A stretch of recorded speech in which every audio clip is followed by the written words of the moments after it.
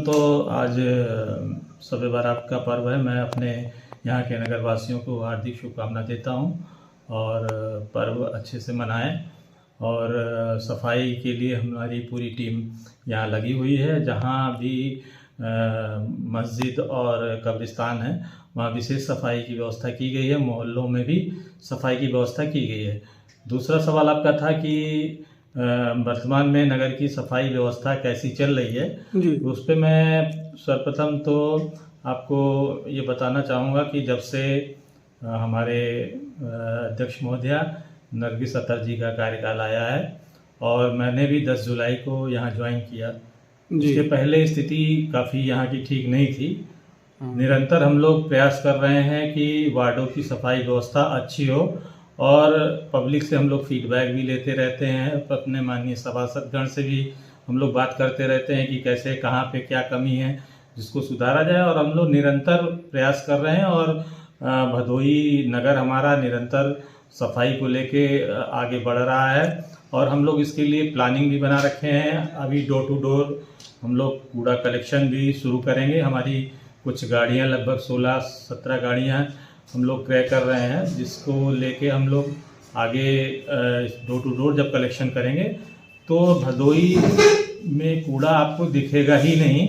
इस तरह की हम लोग की प्लानिंग है, हमारी अध्यक्ष महोदया की प्लानिंग है और उस पर हम लोग मिलकर काम कर रहे हैं। और आपको आने वाले 2-3 महीने बाद आपको और बेहतर सफाई इस नगर में दिखाई देगी। और मैं अपने नागरिकों से भी अपील करूंगा कि कूड़ा निर्धारित स्थल पर ही डालें और अगर कूड़ा की गाड़ी जाती है तो अपना कूड़ा उन्हें दें। सूखा और गीला कूड़ा अलग अलग करके रखें, जिससे हमें भी काम करने में असुविधा नहीं होगी और जिससे हम कूड़े का निस्तारण करेंगे।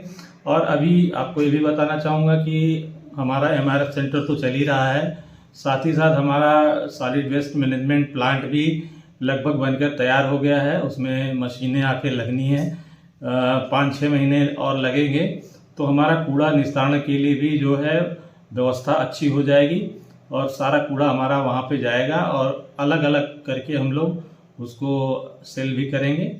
ये हमारी अभी की व्यवस्था है। सर, ये आपकी सफाई व्यवस्था कितने शिफ्टों में हो रही है? जैसे सुबह हो रहा है या दोपहर हो रहा है या शाम के हो रहा है? हमारी सफाई की व्यवस्था जो है 2 शिफ्ट में होती है और रात में भी हम लोग जो बाजार का कूड़ा होता है, जो डस्टबिन में रहता है, उसको हम लोग प्रयास करते हैं कि रात में ही उठा दें, जिससे कि सुबह हमारी डस्टबिन खाली रहे।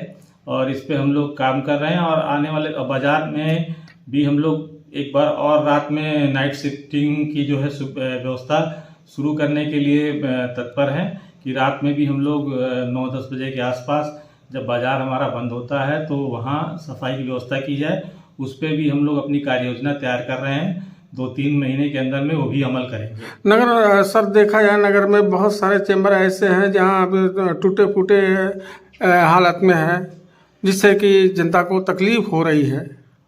हाँ, ये चैम्बर की समस्या यहाँ शुरू से थी।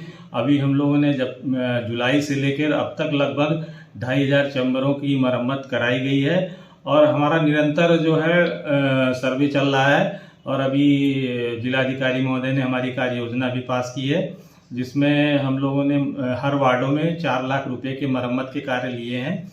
उसके तहत जो भी चैम्बर टूटे होंगे या नालियां टूटी होंगी उसको हम लोग पूर्ण रूप से व्यवस्थित कर देंगे। अतहर ने हमेशा बहुत ही अच्छे तरीके से मंदिर की सफाई कराई, मस्जिद के सामने सफाई कराई, चूने का छिड़काव कराया और बहुत ही अच्छे तरीके से उन्होंने व्यवस्था को सुचारू ढंग से चलाया है। इसमें कोई शक नहीं है कि नरगिस अतहर बहुत ही अच्छी चेयरमैन साबित हुई। लेकिन कुछ लोगों द्वारा ये सुनने में आ रहा है कि चारों तरफ कूड़ों का अंबार है, सफाई कर्मी कूड़े उठा नहीं रहे हैं, नगर पूरा शहर बदबू से एकदम समझ लीजिए कि दुर्गंधित हो गया है, लोगों का जीना हराम हो गया। कुछ इस तरह से लोगों की टिप्पणियां आ रही हैं। कुछ लोग जो है अपनी मानसिकता, जो उनकी कुंठित मानसिकता है, उससे पीड़ित होकर के नरगिस अतहर के नगर पालिका में बैठने पर उनको जेलसी पैदा हो गई है। रास नहीं आ रहा है, इसलिए ये विरोध हमेशा करेंगे। ओवरऑल मिला के जो है नगर मेरा स्वच्छ भदोही, सुंदर भदोही का सपना साकार कर रहा है। बिल्कुल Thank you, बिल्कुल sir. सुंदर सपना।